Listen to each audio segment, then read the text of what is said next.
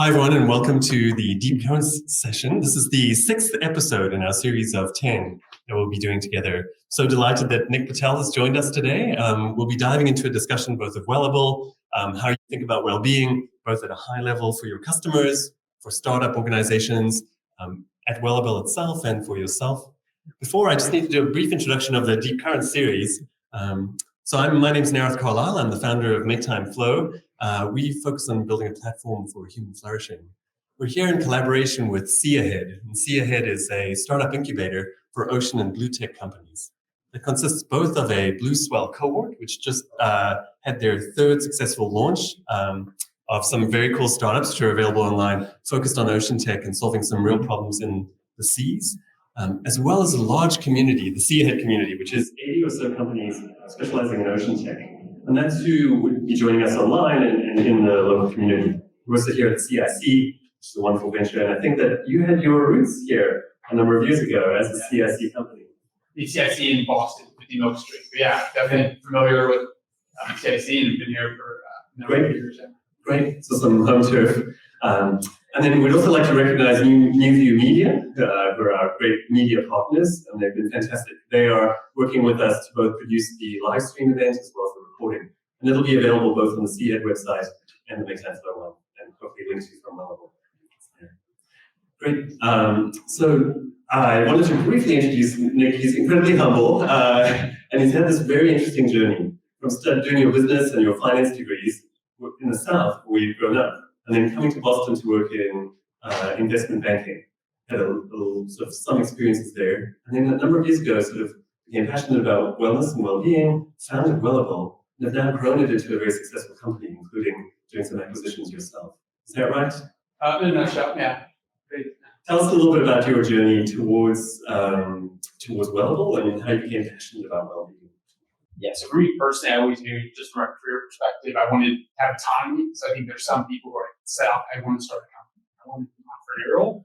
And for me, it was really, I wanted autonomy. And so that often can be achieved when you start your own company, but it also can be achieved a number of different ways. So when I graduated college, like I mentioned, I came up to Boston, I was in investment banking, right? It was a career that I was very happy with. Most people burn out because of hours and things like that. But I think for me, I just knew what I was getting into. I thought the work was exciting. And so, when I was 24, 25, I would have told you I'm a career finance guy. There's a path for me to get autonomy in that specific area of what I was trying to do. And that seemed to check a lot of boxes. Sometimes fate intervenes. And so one of our clients was a big healthcare technology company. They just went private, so they're publicly traded prior to getting acquired by a private equity firm.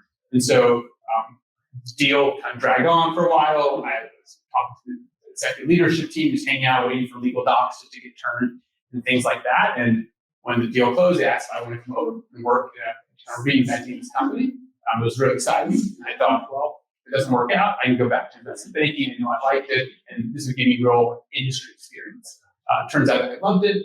The thing that I loved the most about it was the fact that we were incubating effective startups with this larger enterprise. So I loved my day when I was working with those groups. Kind of regretted the day when I was in the bureaucracy. So I a little bit in between. We had a lot of different opportunities to start a lot of different things. One of the ideas I fell in love with employee well-being. It was a healthcare technology company. They were focused on all these solutions around disease management. And what do you do when someone is sick, when someone's in the hospital, right? From my perspective, personal interest, and just more just the intuitive nature of things, was that why are we worrying about these individuals after they're sick, right? We should care about that, but what are we doing to invest to make sure they don't become type 2 diabetic, right? That they keep their health and their physical well-being beyond just for health reasons, for life satisfaction, all those things. At the same time, Fitbit just came out with their first device, right? It was the one that didn't even go on a watch, right? It was just like the one you clip on your belt. The only feature was a Bluetooth connection that pushed to a very basic app, right? Now, all it was, it boomed all these new devices that would eventually lead to a watch and what have you. So I saw that technology happening, MyFitnessPal, all this consumer tech going on. I've been involved with other employee wellness programs I thought really didn't move the needle for Aspire. And I thought that was the future. So I kind of decided to, well, first I told other people they should start this company. I thought this is a great idea. Eventually, after months of telling other people they should do it, I'm like, you know what? I'm going to take the jump and try to do it myself. Cool. Very cool. I saw some data that you published recently about the different ways that emerging startups and older tech invest in different kinds of health streams. And you showed some really interesting data about where investments have increased and where they've really decreased. And I think maybe it's something we'll get into the questions, especially around biometric tech and other ones, which we've seen a change in that. Yeah, slowly. It's an industry that's not, super ripe for innovation, where things just happen over time. But our business has been around for 10 years, and where the battles we were fighting 10 years ago, the things that made us really unique, the industry different, are now commodities. And so it has changed, but it doesn't happen overnight. So what we thought would happen in 3 years, it happened in 10. Yeah. So there are definitely some shifts. So I've certainly seen that happen a lot in healthcare innovation. In general, yeah, exactly. Healthcare has that nature. Yeah, for good and for bad.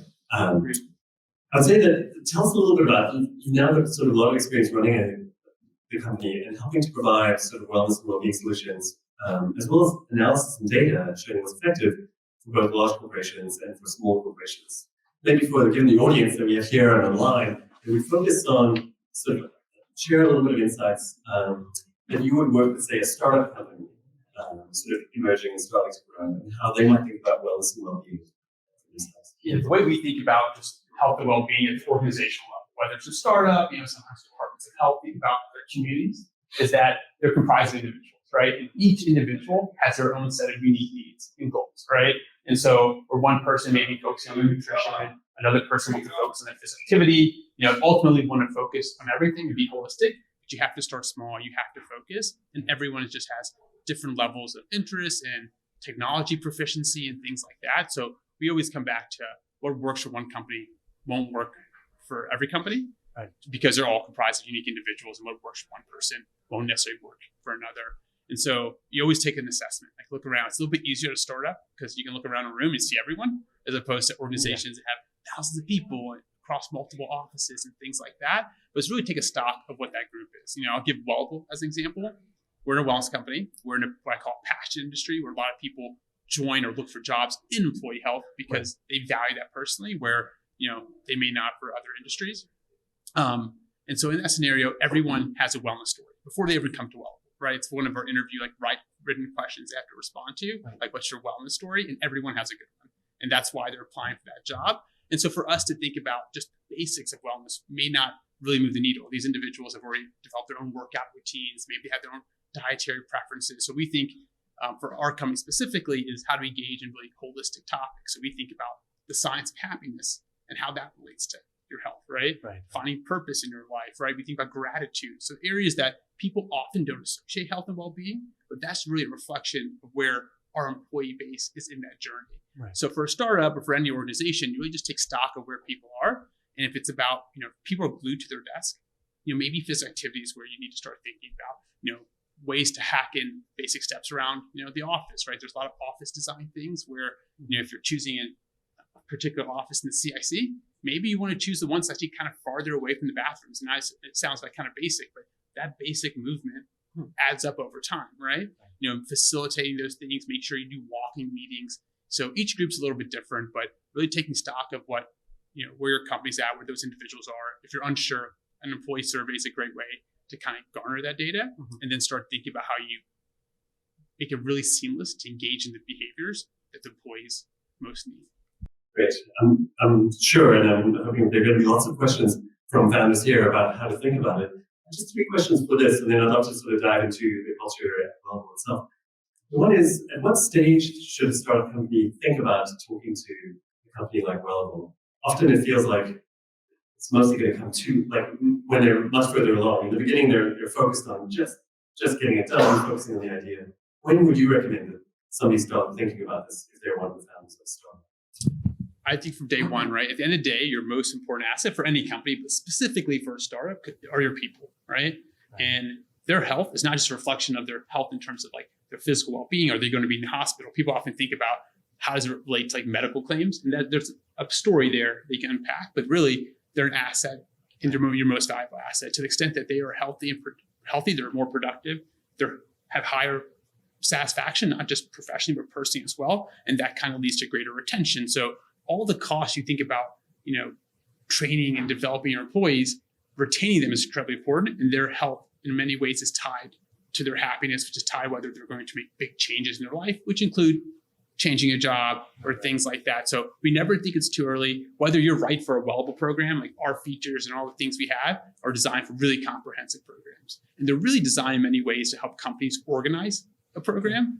Startups are really good about being agile. They're really good about organizing because, again, you can maybe look around the room and understand, hey, these are my X number of folks around me. We can quickly just have a 15-minute conversation and determine we're going to do more walking meetings, right? Or we're going to change our lunches to have more whole foods and greens and things like that, where those type of things don't move very quickly in a larger company. So obviously we would love to work with any company, and we welcome any company of any size to kind of join our kind of networking community. But that being said, you can start anywhere and you should start today. And it's really a reflection of what I always like to believe is everyone is going to do and invest in employee health for the right reasons, which is you care about these individuals and you want them to thrive. But if you need a business reason, there's tons of them along to do it, right? Whether it's medical claims, productivity, happiness, retention, the list goes on and on for why you should invest in that. And because that your asset is so tied to those individuals, it's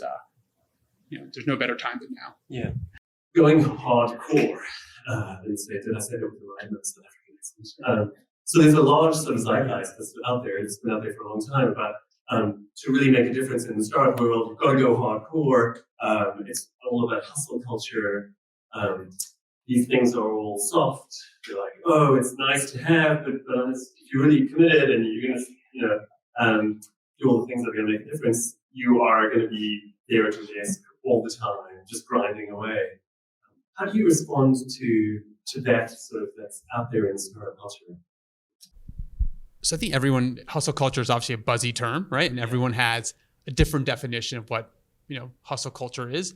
I think some people maybe simplify in the sense that if you're putting a lot of hours, that's hustle culture, right?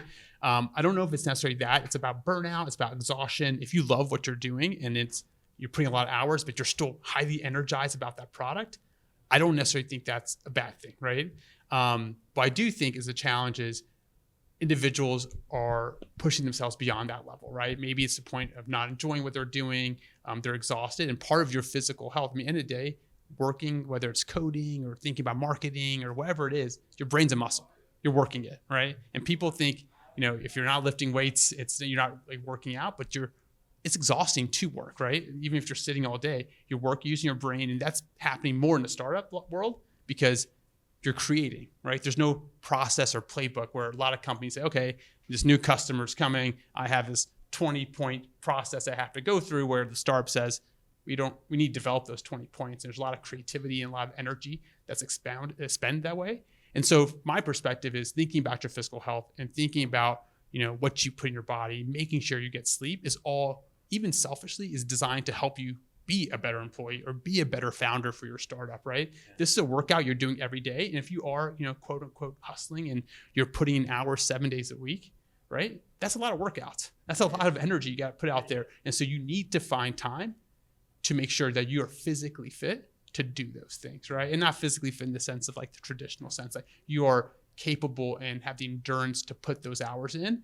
And, I always come back to like, if you're working so hard on something you don't love, like that's the bad hustle culture. But if you're working on something you love, you're passionate, right? You're thinking about it. Your focus is so directed toward that energy, and you always feel energized. You should still make sure you have the endurance to actually perform well and kind of live up to that vision. But I don't think putting those hours in is necessarily like the negative hustle culture, and they all get lumped together sometimes from my perspective. Yeah, I think that's a really good, like sort of very nuanced response. And I like this. Sometimes you have to engage people in the right way. So if you're working with somebody who might be sort of buying a little bit into this, I'm working really hard and that's how I'm showing it. Listening to you, I was realizing maybe a way to talk to them about it is saying, hey, you're actually probably overtraining. The same thing happens if you're working out and you overtrain, your muscles start to break down rather than building up. Everyone would sort of understand that and would maybe apply in more of this jock culture that sometimes pervades certain business areas that are there. So a very thoughtful and nuanced response. The other one is about the elephant not in the room is remote work. And so some startup companies are based a little bit here, but then they've got employees everywhere. How should they think about well-being? Because they can be in the same virtual room, but it's not always the same. for them, and there's been a lot of sort of well-being challenges related to the blurred boundaries of working from home. Yeah, I think remote work is that next kind of challenge or hurdle that the industry is trying to resolve, right? Obviously, it's a big part of our life. It's part of this new normal.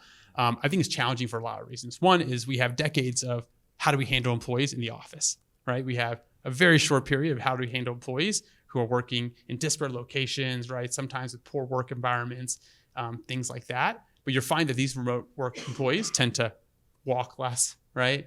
They tend to now blur the lines between personal time and professional time. So they're putting more hours, in some cases not being as productive. So that's like the double whammy of like a big red flag.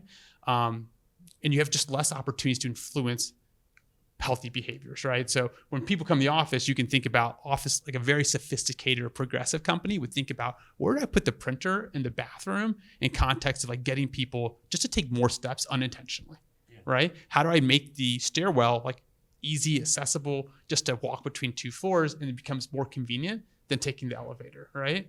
You lose all that ability. So now you've lost a number of tools to be able to influence health, and that includes things like what type of food you put in the office and things like that. And you lose those tools, you lose visibility about what those individuals are doing. I mean, there are a lot of people who are not leaving their house or their place of work or their home in a day or days, right? It's not that they're like scared of the sun, right? It's just like they wake up and next thing you know, they have emails, the day gets away from them. It's not intentional. You have delivery that's ubiquitous and so easy. Before you know, it's like, wow, it's been 4 days and I haven't like stepped outside. And like, that's a big health problem. They may not realize it. The company doesn't have visibility into it, but those are real challenges. And so what that looks like, I don't know if anyone's cracked that nut and figured out how to solve it, but I think the approach, for better or worse, is like becoming heavily analytical in the sense that, this is one example, and it's not advocating for it or not, is Microsoft launched a Viva program, right? So if you're on a Microsoft suite, you're on Teams, you're on Outlook, your Word, PowerPoint. For most part, they must be tracking everything you do in a workday if you're like a company really dedicated to the Microsoft suite. So they can tell that, wow, Nick's been in meetings 10 hours straight. That could be a red flag, right? They know my typing speed. Oh, I'm dropping how quickly I can type. Is that a reflection of my, energy levels and things like that? And I think they're trying to refine those algorithms to start providing you with nudges and cues. Like maybe you should try to take this quick meditation and deliver that content. Maybe you should take a quick walking break, right? Before you book a meeting, it gives you a note. Before you hit accept, maybe you want to recommend another time because this is your only break throughout the day.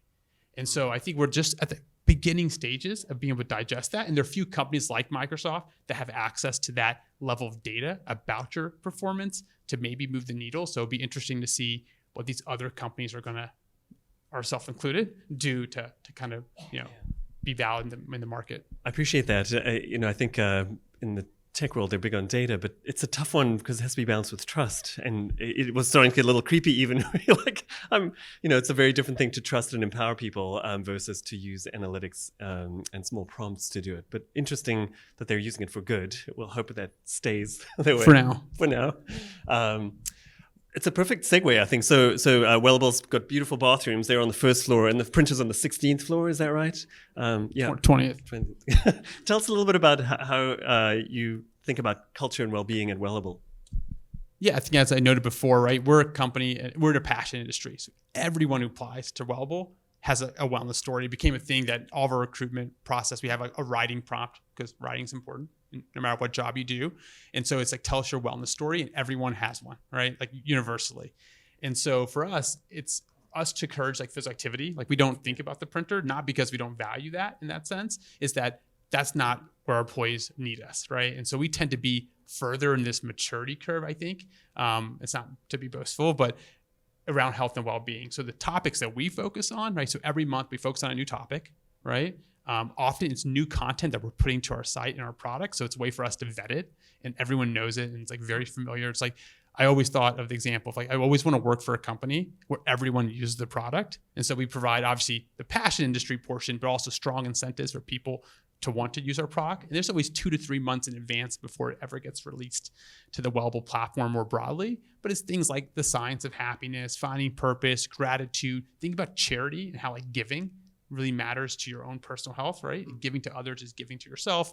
We're very focused on sustainability, and we think about how does sustainability apply to our own personal health and well-being, right? The classic example is biking to work is good for the environment and it's also good for yourself. And so those are the areas that we focus on. We're very collaborative too. So we think about social well-being, which is we're a hybrid environment. So we're in 2 days a week, and the other 3 are flexible. Go figure. Everyone only comes in 2 days a week, right? It's optional to come in more. Very, very few people do. So we're effectively 40, 60 in the percent breakout. So we think about, well, how do we empower social well-being? So we think about offering fun team events during these times where people are not in the office to make sure they stay connected in a way that's not draining to them. And so it's typically in the middle of the day, we did like a random trivia event in the middle of the day where most companies will throw that at the end of the day where attendance is sparse because people are like signing off and things like that. So that's where we're focusing on, but it's very unique, I think, to our company. Yeah. Well, great. Thanks for sharing that. I think a really interesting way to think about maturity levels in terms of people's approach to wellness and well-being. Doing it really well and gracefully. It sounds like the company is doing that well, as opposed to making it a competition all the time can be a challenge, it sounds like. But I'd love to dive into a little bit your personal story and how you're doing a lot. You're also a parent of a new child. Yeah, you're in a meaningful relationship that creates new challenges for you. How do you manage your day and how do you think about balance in your life? For me personally, I think it probably was a good paradigm for most people, but it's just figure out your priorities, right? So I have a daughter. She's not a newborn. She turns 2 in April. So from my perspective, it's been a lifetime with her, right? But I'm obviously married, right? So those are obviously 2 very important priorities. My mom lives with us because she's not able to kind of support herself. So that's another priority that I have. Obviously my company, right? It's a professional job. It's also my passion, my livelihood. Like I don't know what I would do without it. I've become so married to it that I don't know what I would do not doing, waking up every morning. I get excited still about doing it. So that's nice.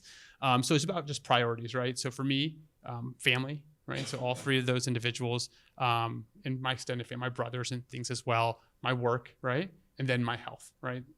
A well-being company. So for me, I know that health matters. I need to find time to do that. If I wait to the end of the day to get whatever, every day I try to do something for my health, right? And that could be reading a book. So I don't think it needs to be like physical activity. I say, I want to spend 30 minutes to read this book in peace, right? And so I do that always in the morning before my daughter wakes up, before my mom wakes up, right? I'm an early riser. So I either work out, read a book, meditate, whatever it may be for that day. I'm going to invest some portion of my day for my health and well-being because that's a priority. Then I typically go to work, right? So I hit my second priority, but I know that I want to be home for dinner. I'm always home for dinner. So I actually come home before that typically just to catch the end of the day, play with my daughter before we do dinner, right? And things like that. That's a priority. So if I know I have more work to do, I just push it off. I come back and I just make those priorities. For me, I'm a big schedule guy. So it's like a very routine, like the times are all lining up every single day. And then you just find time to do those things. And the hard part is because you don't have infinite time. The one thing I tell people is you have more time than you think, right? Myself included, so it's not like there's no judgment here. It's like we all waste time, right?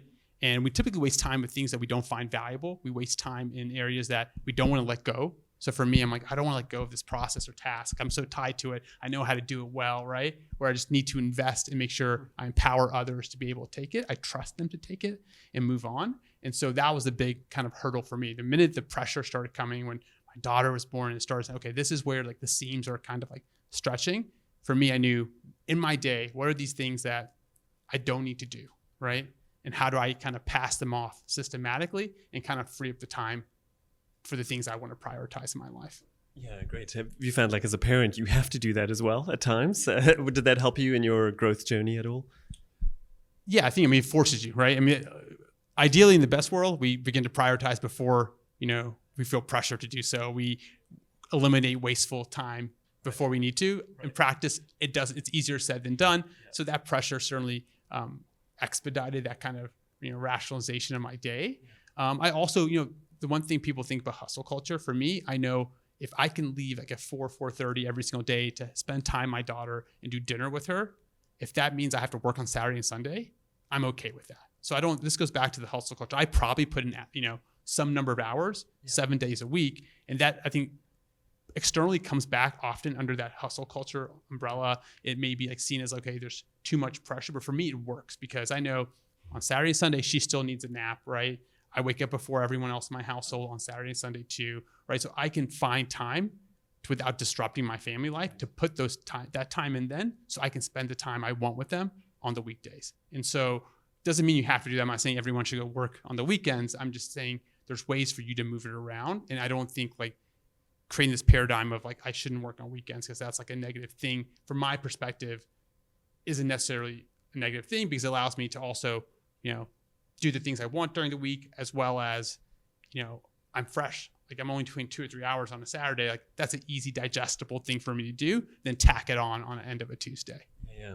I think that's a necessary constraint that we see all the time. Writers like Cal Newport really sort of favor this idea that while it's possible, we don't count it as a win, but it happens sometimes, and not to feel bad about it, but to give yourself real creative constraints, and this recognition that the very walls of that will amplify your productivity and your impact earlier in the day, but only if you're aware of it, which is a big deal.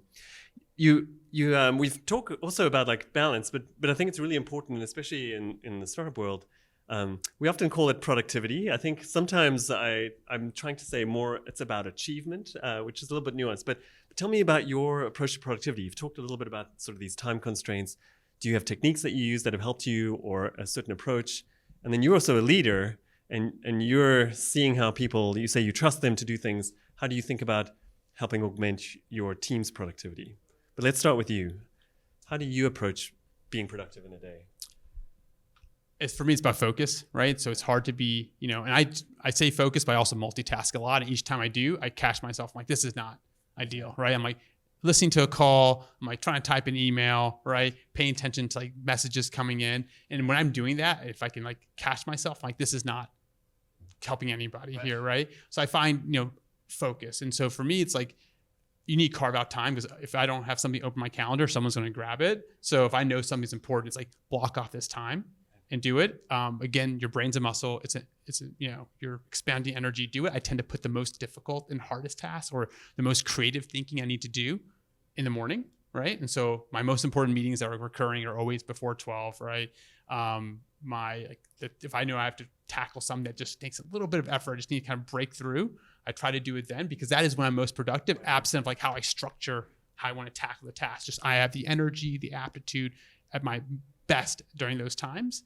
And then for just around productivity, like I'm a big measurement guy, right? And so we think about often how much staffing do we need 6 months down the road, right? And like a customer delivery set up or support setup. And so we are always measuring those metrics and then trying to improve them, right? So if one task takes an hour to do, ultimate goal is to automate a lot of these things. But we're like, okay, we're in the manual mode of trying to deliver what we're trying to do in a way that is not completely in software. How can we improve it?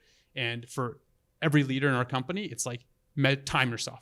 Like block off time to do important tasks, but by blocking it off, you're going to know how long it took you to do. So if you finish at 50 minutes, like you should document that. And then when we think about productivity, we say, what are the biggest chunks of time in my day that are recurring? Because if it's recurring, there's probably some way to reduce that. Yeah. And so that's typically how we try to drive productivity around. How do you shorten demo times? How do you shorten, all these little metrics, even 5-10 minutes, and they start adding up really quickly. Yeah, I think it's really powerful, as you said. Like, it seems the key thing is that it's recurring. I've seen, as we've worked with groups, this pathology of productivity where people start measuring something and then they drive to that. It's been particularly true for programmers, where like it's code commits or other kinds of things, because people are not spending the time to connect them to the value that's driven, because it's really, sometimes that's directly hard. It sounds like for you, this process is directly tied to the speed to delivery of value for you. And so as I think about, if I was going to translate what you're doing with startup, you'd have to say, like, how does the feature that the software that the developers are working on, how does it tie to value? Are they going to recreate this, or are they doing one-off things where they can do custom work or other ones? Does that sound right to you? Yeah, exactly. I mean, productivity comes in buckets, right? So where are these bucket of tasks that are taking a lot of time? Yeah. And typically when they take a lot of time, if it's recurring, that's probably a little flag that says, hey, there's something we can do better here. Yeah. And so it's a combination of doing those on the recurring things, and probably on the things that aren't recurring, which is like the creative thinking. I tend to put in time where I know I can be most productive, which tends to be in the morning. Yeah. I like it. Daniel Pink had written a lot about the science of perfect timing in his book called When. Did you read it? No, but I know. Perfect. Clearly, he defines people in terms of like their energy and their ability to tackle difficult tasks. And there's a lark personality, which is about 30% of people, and they do well in the morning. Then there's an owl personality, and many people think we're owls because you've got more time then. But it's only about 30% who are truly these owls. That it's not just the amount of time, but their ability to tackle complex tasks. And then the rest of us are in-betweeners, and we tend to go one way or the other based on constraints. But I like that you've really been thoughtful about the way that you think about when you're able to tackle your most difficult tasks. For me, it was a growing awareness to say, like, I'm similar in that way. Also really prefer to do the deep work time in the morning. But some people are not, and how to include those people in the companies will be interesting. For you, I think that before we get to questions, and we'll be happy to answer questions, and then Helly is going to be looking at any questions that are online for us. There's productivity, there's balance, but then I think that ultimately it's the outcomes that matter. And for that, the word I prefer to use is impact. And I would love to know sort of how you think about your own impact. It seems that you've been very thoughtful about it. And then any recommendations you have for startups and how thoughts that you might have about how they should think about impact for themselves. I think of this almost, I'm not a researcher, but I kind of think about in the research context, like the best research papers are ones where they published their hypothesis in advance, right? So they're saying, so they can't come back later and publish it and kind of tweak it to build the narrative, right? And so we offer a lot of different solutions. There are a lot of ways we think about impact. I can get into those details about, we try to capture customer feedback regularly and almost prompt them to practically tell us their story. And then that is a way for us to, and there's always someone who reads every single one in our company, is to understand like that narrative and how we are really impacting people's lives. But everyone has one of those things, right? And for what their company is, but it's like set it out in advance, right? Doesn't mean you can't change it later, but by having kind of it publicly known, right, to every person in the company, this is what we want to accomplish. This is what we think we'll accomplish, right? And we're going to try to move toward that North Star. And a really good company would be able to, once you anchor on it, be able to move it, because it can be a double-edged sword in the sense that it's clearly established in advance, but you may be reluctant to change it over time. But keep that in mind that it is like fungible, that you can't change, but leave it there and kind of make it public and have it something that everyone's working toward, right? So whatever it may be, everyone, regardless of kind of where they are in the organization, they're thinking, what am I doing to eventually drive and hit that, right? Yeah. Or multiple of those things. Yeah. I like that a lot. So we've seen it when people are committing to sort of task-based ones. If they make some declaration around it, then you get all the benefit of like sort of that deadline, even if it's not an external deadline.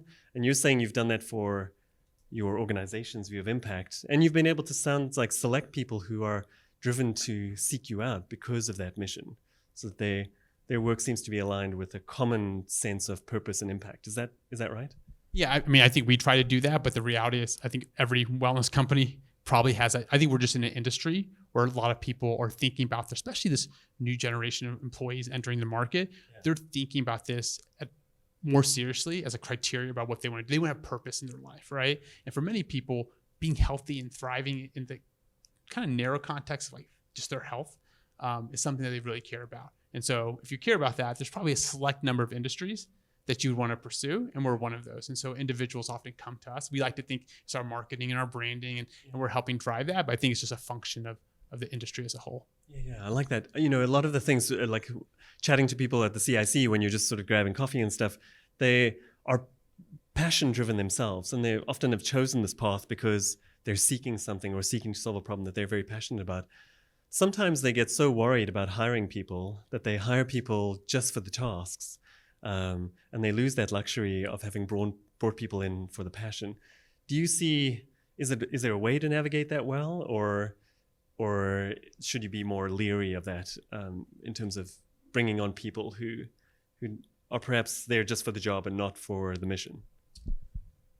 If you had to choose between the two, if that was like the reality of the world, then I think you would have to make that choice, and every company can digest that on their own. I don't think that's a choice, at least for most groups, right? And so for us, it's easy because we're in a passion industry, but take like someone's in marketing, right?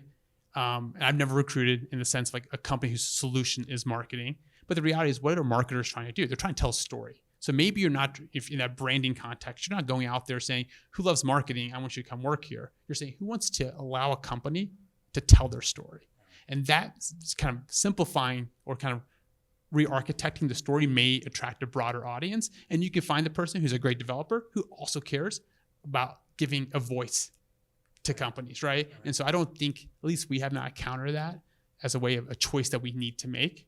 And maybe some industries have to do that, right? I mean, if you're selling cigarettes, maybe, right? That's a choice you may have to make. But in general, I don't think that's a choice you need to make. So if you can have someone who's very capable and competent at the task you want to give them, and also have to be passionate, you're going to want that combination. And I think you can get that in almost every kind of company. Okay, fantastic. So thanks so much for this discussion. We want to make sure that we open it up to questions from the audience. Otherwise, I've got 1,000 more questions that I will leap in. But first, I want to open it up. Eric, please welcome. Thank you. Hi, Nick. Good to see you. Haven't seen in a few years. I know Eric well. Hey, Eric.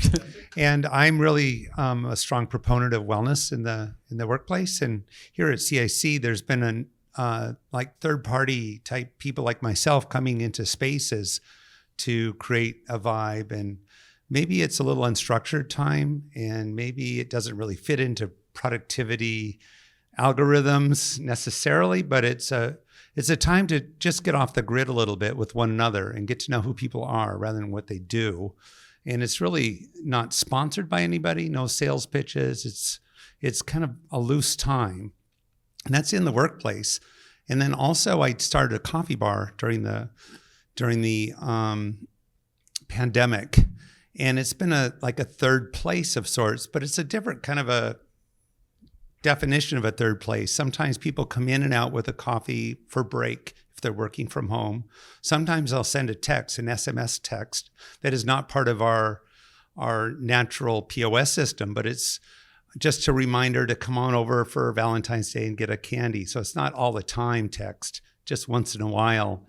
And it gets people out of the house, and it just it's just a way for people just to take a break oftentimes when they're working from home. So I'm just curious about your thoughts on unstructured old world hospitality in our fast-paced data-driven world. Just how does that fit within Wellable type things? Great question. Thanks. Nick, take it. So I'll tell you a story about Eric for 2 seconds, right? So he was also at the CIC on Milk Street, right? And we worked very close together. I don't drink coffee, but I know nothing about coffee. Almost everything I know about coffee is from Eric, because I would hear him talking so passionately to everyone about coffee. And so if you have any question about coffee, he's the expert in that field. And I don't think those two things are like different in the sense like we invest for Wellable, like we're a big food company. So when we have people in the office, we have a fixed day. So we have 2 days a week. I mean, my preference, if it wasn't like the voice I'm hearing from our employees, would be 3 days a week or maybe even 5 days. Because I feel like having that in-person time is really valuable. And the day we have to respond to the demands of what our employees want. And I think in some cases they would want fully remote, right? So the middle ground that we found was 2 days a week. 1 day was Wednesday. And in that time, we organize kind of what I call casual time. We have a catered lunch that day as well. So everyone eats lunch together and spends time. On the other days, we kind of have other similar things, less organized because not everyone's there. And for us, everyone's passionate about health and well-being. The conversation tends to come back to work just because that's like our common ground, but it doesn't necessarily need to be that way. But it doesn't feel structured in the sense of like, this is a meeting that we're talking about marketing. It's like, oh, we happen to talk about a fun marketing story we have in the context of our company, but that conversation can go any number of ways. So I think what you're doing is what I've seen you do is incredibly valuable. I can only imagine like with this new coffee shop, it has a similar dynamic. I do believe people need to get out of the house, right? I feel like that's a concern I personally have just broadly around individuals, even some of our employees who I just get the sense they're not going out, those days they work from home. And that would be a point of like concern, right? That I would have. So I do think that time matters. And I think the same way you prioritize things, you just got to block that time off. So for us, it's like lunch on a Wednesday, but it doesn't need necessarily be that. It's like, I want to carve that out. We encourage our employees to go do casual walks with each other. Every new employee starts our company, but in the first 6 months, they need to schedule a one-on-one time just to talk to every person in the company, including myself. So they'll schedule a time for 30 minutes to talk about who are you, where are you from, right? And things like that. I think you kind of maybe mentioned this a little bit, but it's a very American concept I realize is like, when you talk to someone for the first time, it's like, what do you do, right? It's like, but if you go to like London, it's like, where are you from? I feel like it's a common question. It's like one of the first questions you ask. And so we want to have more of those where are you from questions. And again, I think it's selfish. I think when people do that, They feel energized in the workday. They know their coworker, right? I think it's good for business to do that. It's probably the right thing to do in general, and we want people to do it for those reasons. But I also feel like us having casual lunch with each other is like an important thing. So like if you think about furniture and offices, like we invest in this massively, massively long like picnic table type thing with the intention of everyone can eat there. And whenever I do lunch, I never do lunch at my desk. So and I'm in there probably 5 days a week. So if you ever want to grab lunch with me, people know it's like between around that lunchtime, I will be at that lunch table. If you want to have a conversation with me, and I encourage all of our senior team to do the same thing. So and so it naturally became our, coffee pot, so to speak, to have those conversations. Yeah. A great response, Nick, and a wonderful question. I love this idea of third spaces because, the CIC is both workspace, but then social space as well. It's done that so well, I think. And I loved the HubSpot quote from Brian Halligan of like, they had to kick us out, kicking and screaming from the space because there is some of that here, especially since people like Eric are here.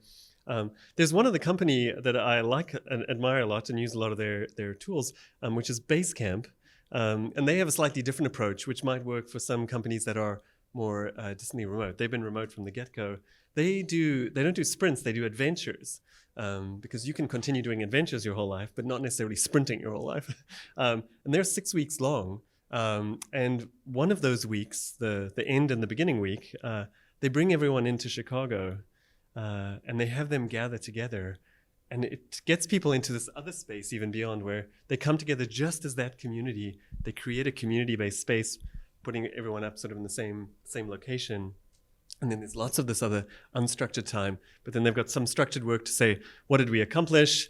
What should we be thinking about? What are we going to be planning to work together? So some other ways to do those kinds of things to build trust and establish community. Yeah, and one of the things we do and thinking about people traveling, so we have an office in San Diego, an office in Boston. Those individuals mostly only know each other through video. So we think about connecting that group of people twice a year, right? The whole group. So we do this all Wellable week. It's the beginning of the year. So kind of kick off, what are our goals? What do we want to accomplish? But it's designed to be a work week. Now, every day we have like a social thing into when ice skating, when we do our holiday party then too, right? So, but it's a pretty busy week full of everything. And then the next thing we do in the fall is a strictly social event. So we go to Mexico every year, like this like kind of like retreat center thing. And we spend, Thursday through Sunday, and there's like no work there, right? The only work that we put out is just to keep like the lights on. So like someone has to be staffed on support in case something happens, that kind of stuff. Just because it's like, the thing you have to do, but otherwise it's strictly social, but naturally business conversations are going to happen there, right? And again, I think I see a lot of value there. So wherever, $100,000, wherever we're paying to do that, I go back and go, we've got more value from that than what we put in. And it doesn't necessarily need to be like the structured productivity time, but I do think there's value to it from a business perspective. Yeah, great. Any other questions? Yes.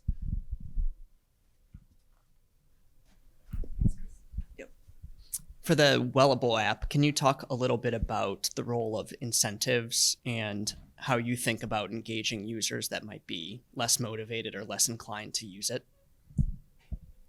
So it's interesting, right? So this is maybe a kind of an analogy to, what you feel like the right approach is to like, office space, like having people in the office more, but you have to realize the demands of your industry. If you ask me how I would construct a reward program, it'd be, effectively, loss aversion has been shown kind of across the board to be the best optimal way to design a program.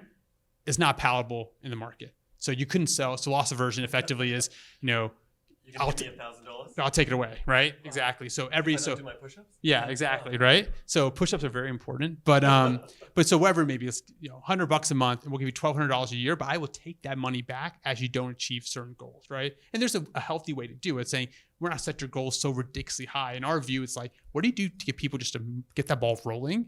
Because they're going to feel the benefits of health for themselves, and that's going to keep that ball rolling.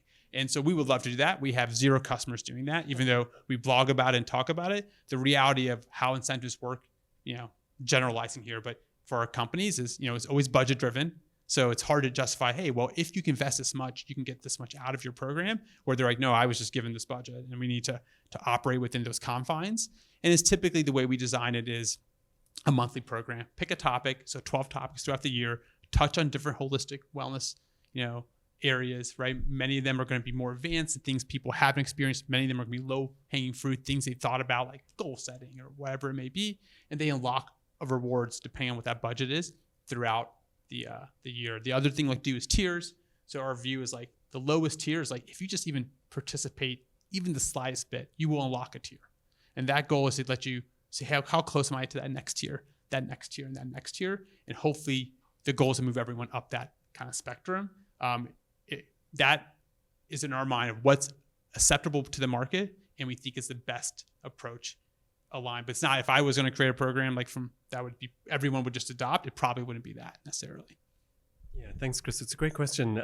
And it's one of the challenges, as a physician, I've been experimented on with multiple incentive kinds of programs, and both physicians and teachers have unfortunately demonstrated how they can be really bad. I don't know if you know the work on Freakonomics at all, that incentive structure. And I've seen them redo this in hospitals again somehow. Some lessons take a lot longer to learn, where they are encouraging you to be recognized, but then they take all this stuff that you do from a professional perspective. I do it because I want to be a good doctor, because I want to be a good teacher. And then they try to incentivize it, but then they attach a money value to it. And that money value is almost always super low. And so all of a sudden, you get much less of the desired behavior. And I would say that's been my caution always as I try to think about how to do these well. It sounds like you're saying just participation is an aspect, but I think that you'd be unlikely to use that in areas that are core to both either your professional identity or core metrics for the business. Is that fair? Agree. I mean, we think of incentives like getting people into the program for that sustainable engagement. They have to realize the benefits, right? So for some people, it's like, I want to be a better father. And that means being more attentive in the evening. And again, you have a brain, it's a muscle, you're using it all day. You're exhausted when you come home for many people, right? So how do you think about your health in a way that allows you to achieve something that's very important to you, right? That relationship you have with your son or your daughter, right? But for those individuals to even get into the program is a roadblock. So we think about lowering those tiers for individuals just to get in. Like that incentive is like, just try this out. This is worth the $25 a month or whatever it may be for you to experience it. But they have to eventually engage enough behaviors in a way that they feel personally. They feel better. They feel more energetic. They're sleeping better. If it's that relationship with their child, it's like, I see how my relationship's better because I'm more present when I'm with them. And that's what's going to drive that kind of long-term engagement. Yeah, so a very deep question. I think that the Chicago School of Economics would have a whole bunch of things to say about it, but value-driven behaviors are often very different than incentive-driven behaviors. We have a question, and then I'm going to take it to Sri just to introduce her organization, and then we'll have one more question and wrap up. Okay. Please. Hi. My question is about if you have any ideas around de-incentivizing. So this is to, let's say, a scenario where you have folks in sales. We are in healthcare.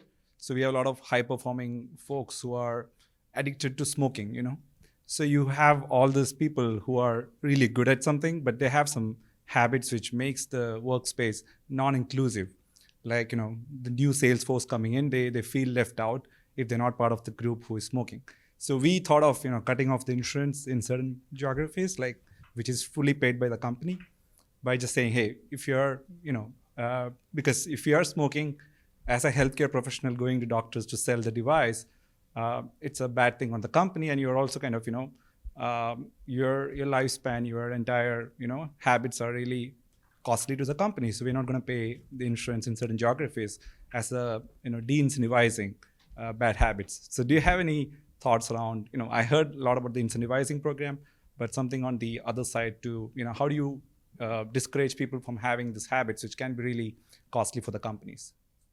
Yeah, so smoke cessation is like this whole separate kind of category of, we actually partner with the Truth Initiative and their X program because there's a level of complexity around smoke cessation as a kind of a solution category that is just, you can almost dedicate your entire time to. And so we decided just to partner out there. I mean, I'm going to butcher the stats, but like they're directionally correct because I just read them recently, but 55% of smokers try to quit once a year, at least once a year.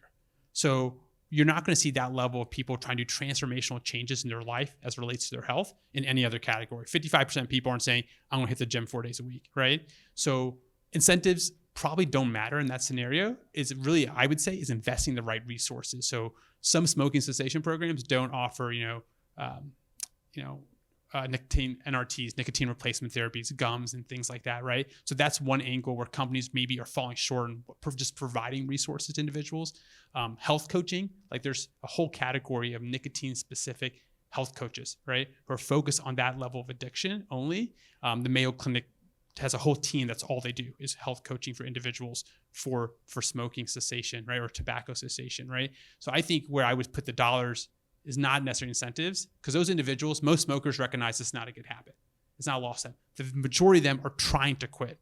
The majority of them are trying to quit without the appropriate resources. So in many ways, because appropriate resources on smoking cessation are way more costly than everyone use your Fitbit and track steps. It's specific therapies, it's dedicated coaching time, it's building communities for other people to connect with each other and try to quit. There are companies that, if you have a large smoking population, where they create smoker groups that are designed to help them have the cessation practice together, so support groups. Those are the things I would invest in, because the X number of dollars you're trying to give someone, at that point they know what it is. Many of them, more than you think, have tried to quit on their own. They just don't have the resources to do so. Yeah, Leo, great question. Thanks. And a very thoughtful response. I would say, having worked for many years as a primary care doctor, and how many times you would try, but the great win when they finally succeed. I think that in this area, there's some really powerful synergies, because one of the things that was revolutionary about living in a state like Massachusetts is that there are smoking cessation programs you can call now. They'll do coaching with you and give you NRTs, whatever kinds that you need. You don't have to get them from your doctors, from your companies, and making sure that we're able to connect those ones where there are effective therapies would be really powerful. Smoking is worth it, right? If we could just help move that needle. So if you're doing work there, we should make sure it's as powerful as possible. In that vein, I wanted to just ask Sri to introduce the Massachusetts, the Mass Wellness Initiative is also a statewide program focused on wellness and well-being. Could you tell us a little bit about it? Sure. Thanks, Narath. Hi, everyone. My name is Shri, and like you said, I'm from Mass Wellness Initiative. First of all, I want to tell you guys how scattered the wellness industry is, and if there is any leadership or expertise in the field, it's Nick and Narath. You can totally depend on Wellable.co for new trends, any analysis or data reports about wellness industry. That's where I go to when I need to. And Narath is really the leadership that we need, that comes from the medicine side and works for wellness, right? So about Mass Wellness Initiative, we run a bunch of programs to bring wellness to people through advocacy and education. Now we are also pivoting into a market space where you could enjoy programs or take advantage of them, whatever you can without paying much. And I would really recommend looking at Venture Cafe programs, because we also do a bunch of programs along with Venture Cafe. So it's very nice meeting you, and yay wellness. Thanks, Sri. We've been lucky enough to be part of some of the programs that she's put on here, and it's a wonderful organization and doing a lot in Massachusetts. During the pandemic, they created some very powerful programs that were used by first responders across the state. All right, so we have time for just one more question before. Is there anything online, Helly? Not yet. Okay. All right. I'm so sorry. I'm going to go to the back, and then we'll speak afterwards, if that's all right. Thanks. So a quick question on the hiring process. I guess it's important to get the right person into your team. Anything on recruitment and hiring, like 1 hour for an interview is not enough? Like, what works for you guys or what does not work? Thanks. It's a good question. I think we're still trying to figure it all out, right? We've definitely had candidates who've thrived and done extremely well, and we've had ones where they're very talented individuals, but it's just wrong job, wrong fit. And they know it too, right? The minute someone gets into that, where there's not like connection for what they're trying to do on a day-to-day basis, I feel like everyone in the room knows, and often we persist, right? So we tend to try to circumvent those. Are there other roles within the company? And that's a little bit of a separate conversation. But for us, we find we think most people can do almost anything they want to do, right? We do believe that. And so there's certain skill sets that we want to just identify. And if they're really talented, they'll thrive in some role in Wellable, right? Even if it's not the role they're necessarily applying for. So, we do a writing assessment. I feel like few companies do that, but when you submit, it's a good way to just show individuals that they're really kind of dedicated to wanting to do this role, as opposed to just submit their resume really quickly. But it's a writing assessment. We have multiple people read it. So we show the commitment on the other side to really make sure we're digesting it and understanding and, valuing the effort they put in as well. Each group has a little bit of different interview strategy, but we have multiple groups. multiple people doing interviews. We tend to do them in pairs of two. So you have two opinions. When someone makes a comment that is really strong or really weak, you have two people digesting it, right? Because they're small little things can make these big differences in the hiring process. And so they collectively talk after and they fill out formal assessments and things like that. But each of the pairs focus on a specific thing. So it could be, we don't like the term cultural fit, right? Because like you don't want someone to fit your culture, you want someone to advance your culture, right? And so we're thinking about how people can add to our culture. Like there's something we don't have today and things like that. And so we have some groups are focused on that. Some groups are focused on specific tasks that will be designed for that role. Others are, focusing just on other soft skills like team, ability to work with teams and things like that. And, anywhere from maybe 3 to 5 interviews, right? They're all we do 45-minute interviews in that scenario, in like a formal application. But we don't always get it right. That's the reality of it. And so my advice to most companies and founders is like, when you feel like it's not right, you're going to be right 95% of the time, right? It doesn't mean that you need to part ways, but I think you need to have that conversation. And often it's just wrong person, wrong role, and you can move from it. But waiting is the big, and we are victims of this too. I'm like, we're going to work through this. We're going to get through it. And it most often doesn't work out. Yeah. Thanks very much. A very thoughtful response. Having done a lot of hiring with the Harvard Medical School and the residency program, we see this a lot. New terms that had come for us were distance traveled sometimes. But I love the approach that you've taken, which is how can you move the culture forward, not how do they fit within it. It feels like we could have like an entire month on some of the really difficult problems there, which is diversity, equity, inclusion, and belonging, which can be very challenging. There was lots sort of written about how some of the assessments that we do have all this unintentional bias. It sounds like you've got a thoughtful way to think about those as well. But it's a very important question worth thinking about. It sounds like you also really need a way to handle when it doesn't work well, and how to think about that well as part of your hiring process. Because I think that both of us have worked in organizations where the people remained in the same position for 6 months or more, which was really tough. And the day that they transitioned somewhere else, the team took a sigh of relief and had all this energy that was released. Has that been some of your experience as well? Yeah, I'm not sure sigh of relief, right? Because I don't think, but I think everyone knows, right? I think when there's even like situations when you do hire right, because sometimes people are thriving in that role and then they are not thriving 2 years later. That happens, right? So people change, life circumstances, a lot of things. I think everyone knows, right? And so often things are not transparent or open, and people are reluctant to act on them, right? And it's all from, I think, good intentions. I don't want to have this difficult conversation, right? But they know it too. It's my general experience. So whenever we identify it, I feel like that's the number one advice I'm giving on personnel stuff to our leadership team. It's say something. Like they know it and they're quiet, and you know it and you're quiet, and that's not good. Yeah. Well, thanks very much. So don't want to end it on a negative note. So we'd say, like, taking what you've just said, it really sounds that the focus is on growth and development of everyone, even when things are not the most comfortable in that environment, but that you think about not just the individual's journey, an individual's journey that could be different than we originally hired them for, but then the organization's journey as well. Does that sound right? Yeah, I'll end on a positive note because I agree with you on that. Yeah. I think everyone is going to thrive somewhere, and it just doesn't mean it's going to be within your organization. So when you have that difficult conversation, perhaps, I think the spirit of it is, where do we find the place you can thrive? Now, that may be in our company and somewhere else, or it could be externally, right? And so we have employees I'm still in great contact with, where they're like, I want to do this, and that I'm not doing that here. And I go, that role doesn't exist here. My LinkedIn's open. If I'm connected to anyone, let me know. I'm happy to help you. And while you're here, put your full effort in, right? But we're going to help you find that place where you're going to thrive. And so I think everyone's capable of that. Everyone wants that. And the nature of the conversation, the spirit of it, is to help them find that passion that's going to really get them excited in the morning. Great. Well, Nick, thank you. I think you've helped move us all forward in that spirit, and would welcome connecting and discussing with afterwards as well. Thank you very much for joining us today. Thank you.